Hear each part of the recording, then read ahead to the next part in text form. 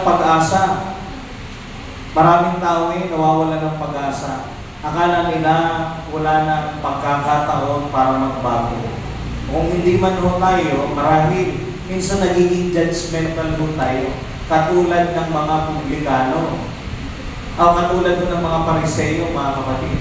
Na hinusgahan ho nila ang ating Panginoon. Hinusgahan po nila, mga kapatid, ang mga lumalapit sa ating Panginoon. Wala na yung pag-asa, masama na talaga yan. Ganon yung kanilang pananaw.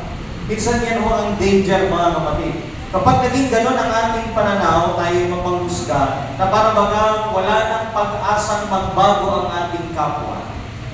Nililipitahan natin ang awa at habag ng Diyos sa kanilang buhay. Isipin mong mabuti at isipin natin mabuti. Kung babalik tanawan natin ang ating lumang buhay, ikaw nga, ako nga ay pinatawad ng Diyos. Amen?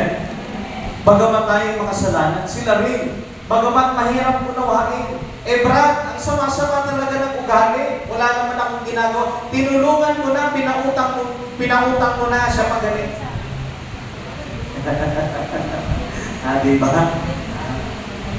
Wala naman akong ginagawa, Brad. Di ko alam, palaging mainit ang dugo sa akin. Talagang masama yung taong yan. Yung biyenan ko na yan, masama talaga ugali mo. Yung asawa ko, Brad, talagang wala nang pag-asa yan. Kapag o ganoon, mga kapatid, binigyan mo na ng sentensya ang iyong kapwa. Talo mo ang husgato.